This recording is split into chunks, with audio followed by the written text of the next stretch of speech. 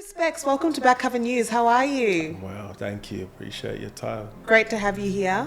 For the past 2 weeks, the UK has witnessed its most violent social unrest in more than a decade.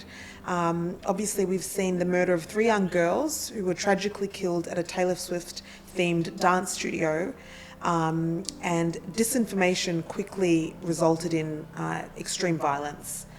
What's your take on all of this? Yeah, it's alarming in a different way. I think we've seen like unrest in the past, but like you say, it's the most violent for a decade. I don't remember anything escalating like this since probably the early 2010s, when there was a financial crisis, but this obviously looks a lot different, and it's Absolutely. Yeah. And so this all began with the murder of 3 young girls, who were tragically killed by a British-born African man who's a Christian, comes from a Christian family. But I think it all sort of turned left when there was disinformation, and essentially people were spreading falsehoods about his identity. Mm-hmm. So we heard that he was a Muslim, he was an illegal immigrant, all this sort of, anti-immigrant rhetoric that I guess fueled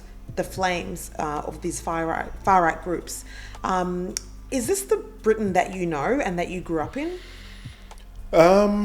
Is it the Britain I know and grew up in? No, it's evolved over time. I think that there's always been a trope and a kind of repeated line about the unrest and the disruption caused by immigrants, and there's always been a targeting of immigrants. But I think in the information age we're in now, it's worsened because people are very quick to jump off of information that isn't verified, but at the same time a lot of people aren't even looking for information. They're not proactive with that, and so it's much easier, especially if there's already unrest or there's already frustration to just jump on the wave. And I think we saw, I know it was Andrew Tate, that commentator, or whatever he does, kickboxing. Nigel Farage, Elon Musk as well. See, I didn't know that, but I know that there were a few people who have a following who essentially put out bad information based on whatever sources they had that turned out to be untrue. I mean, even just saying a man, he's a boy, it's a 17-year-old boy, and that doesn't placate anything that he has done. But I think that that's one thing that's happening, is people are just being lazy or just not checking things and jumping on what they hear. Yeah, exactly. And so essentially what's happened is these far-right thugs have responded to these murders with violence. The violence has spread to more than or nearly 30 towns and cities. Police officers have been injured. We've seen shops looted, a hotel has been burned. It's just wild scenes, especially watching all the way from Australia. How's your family and friends doing? Yeah, so as far as I've spoken, the people I've spoken with, everybody's fine. I think it's a strange thing, but there are concentrations of, black people, Asian people, and generally people of colour in the UK in specific areas. And so we're not seeing, or I'm not hearing so much of it happening there. But, the way that things are going, you never know. Because you're from East London, right? Yes, I'm from East London, from Hackney, yeah.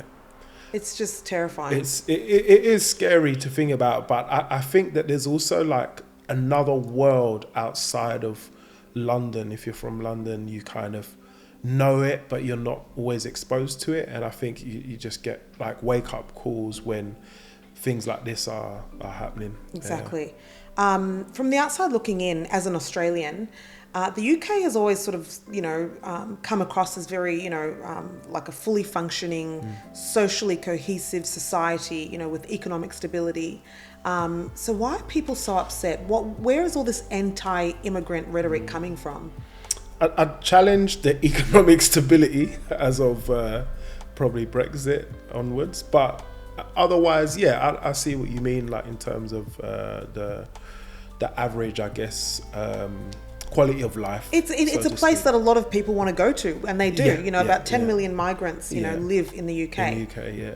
Yeah, no, it's attractive, for that reason. And look, I think the unrest, to answer your question, comes from people always want something to blame, and I think people really hang on to sort of punchlines that are repeated over and over again, and at the same time they don't question what they hear. And so what you will get is characters like Nigel Farage or Tommy Robinson or whoever going over and over saying the same things, and eventually people absorb that, especially with their frustrations and looking for reasons as to why their lives aren't the way that they feel they should be. And migrants are always going to be an easy target. Absolutely. And you've spoken with the police officers that are on the ground there. I believe one of your friends is a police officer. Yeah. What's he been seeing? So he was just this week or the last few days deployed to go to Newcastle, which is pretty much the complete opposite end of the country. Mm-hmm. He's based in London. And so knowing that, it made me understand how much of a crisis there is. Newcastle's a major city. It's not a small town, with a handful of migrants. I imagine there's a fair few. My understanding is that they're only sort of taken up and deployed in other cities where there's, a larger threat is kind of anticipated, obviously to support the numbers of police that are already in the area. Quite surprising to hear him being sent that far, and that kind of shook me up and told me where we're at in terms of the level of what's going on. And look, there's a lot of talk about immigration, obviously, and what it means to be an immigrant or a migrant. You're British born with Ghanaian roots. Yeah. Your parents are Ghanaian migrants. Do you consider yourself British?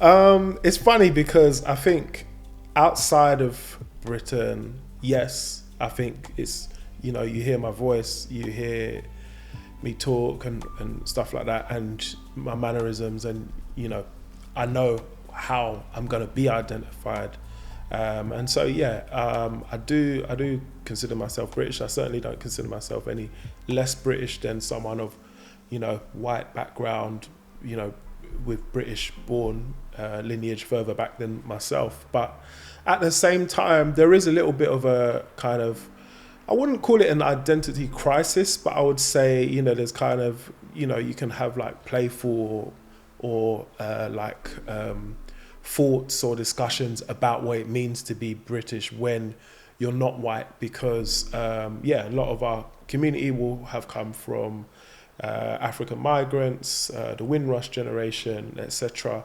And so within London, certainly, if someone asks me where I'm from, I know they're not talking about Hackney or,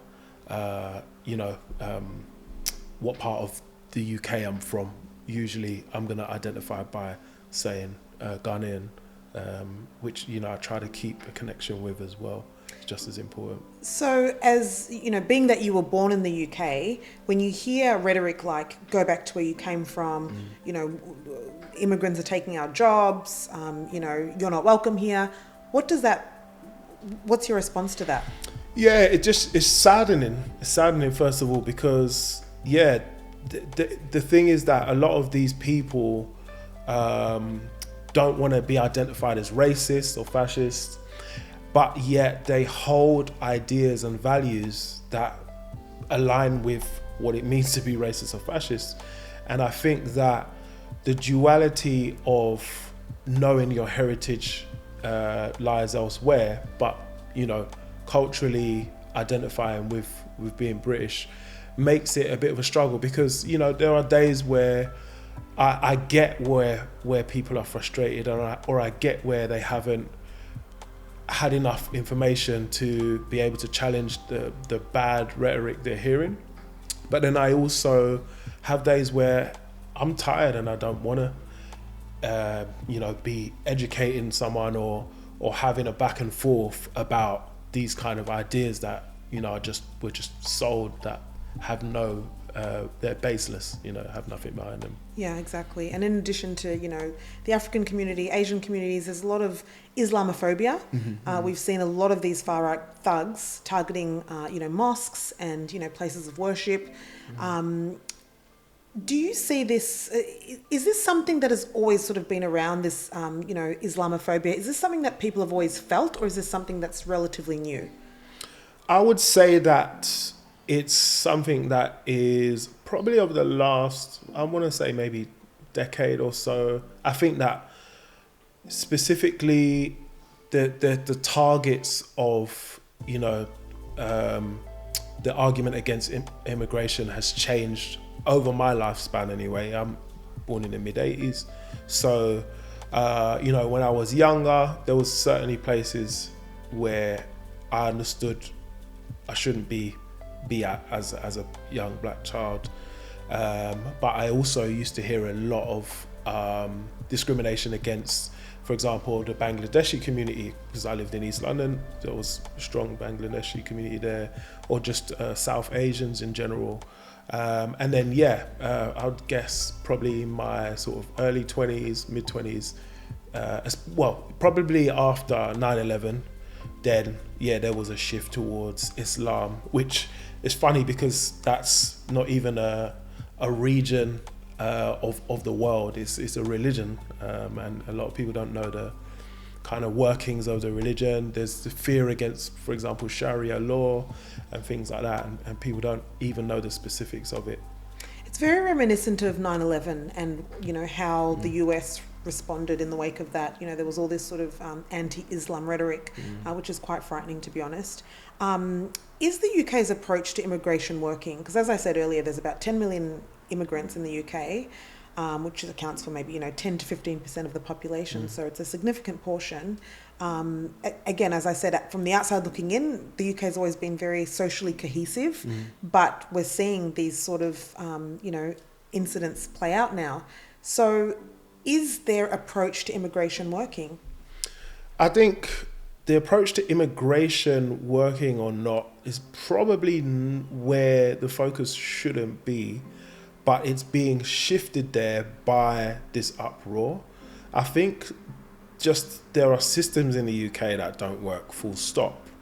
And so, again, when these systems are failing us, for example, the amount of support that the NHS has is an easy example.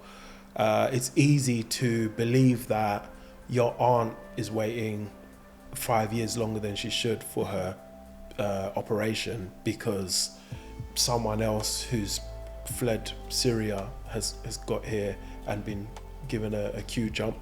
Because it's a story that you're told over and over, but if we go and look into this stuff for ourselves, we quickly see is not true. Exactly. Yeah. What role does the media have in all of this? Because obviously, the far-right groups, or the far-right thugs, I should say, play a significant role. But what role does the media have in spreading this disinformation and, the language that's used to describe, immigrants and, like we spoke about earlier, the term expat, you're not fond of the term British expat, which is usually reserved for white British people versus, non-white people being referred to as illegal immigrants or, something more sinister. What role does the media play? There's a few different ways. Firstly, it's quite like, it can be quite cryptic sometimes, but, if you are subject to it or you understand what they're doing, you can see right through it. So, for example, at the level of sports, we've seen how images of black players for the England team have been used. We've seen how certain terminology is used. I mean, I even saw the other day a clip of Linford Christie, who was the fastest, British sprinter of all time, winning a gold medal, and then the headlines being about his lunchbox. Yeah. And it's just like, if you don't understand that, you won't know what's being done. And most people don't, though. Right. I work in media, so I get it. You obviously, very well versed on media, so you get it, but most people don't, which is terrifying. Yeah. And so, but this is the thing, and I do get it in some regard, but people don't want to look into things. They want to just have everything delivered to them easily. Yeah, and believe that because it's easier to believe and it's repeated. And sometimes I get it, like if Jimmy's working 3 jobs at a time and his only chance to switch on the news is a media outlet that is pumping out the rubbish stuff, then that's Jimmy's view, shaping Jimmy's view of the world. But at the same time, I really think that when it comes to forming an opinion and forming ideas, it's really important to look around and look elsewhere. And that's probably what we're not doing, that we should really be doing in this age. You can watch countless phone-ins on, for example, LBC, it's a radio station, with anyone from Sangeeta to James O'Brien is pretty good at dismantling. LBC. Okay, yes, Very you're familiar. good. Yeah, really good at dismantling arguments. But what happens is you just get this cognitive dissonance where people really can't, regardless of how much they can't prove what they're saying or how much you can disprove what they're saying, can't detach from an idea. And it's scary because actually it showed me like how we got to the place we did with, for example, Brexit and stuff like that. But it's I think when you're also on the flip side, coming from London like me, you might be insulated away from understanding that, all of these people outside of major cities, especially, or outside of more multicultural built up areas, only kind of have their routine maybe or specific outlets that they stick with, and they're not inclined to search for anything else. Yeah, definitely. Information wise. So the riots have been going for 2 weeks. Do you see it ending anytime soon? I hope so. I mean, I'll be very shocked if anything like that happens in London. I've seen actually anti-racist, that's been really inspiring to see. So that's really encouraging. Look, I think that it's just I really think that it would do well for the UK if, just going back to what you said about the media's role, if at the very least, commonly known misinformation was debunked by major media outlets. I think like that's a kind of a dual responsibility, isn't it? As much as you want to get first to the headline or first to the actual shocking part or the part that sells, you also want to, get it right. Or at least not be responsible for further unrest in these communities. Exactly. Well, let's hope it's over soon. Please. Chris Becks, it's been an honour having you. Thank you so much. Thank you for your time.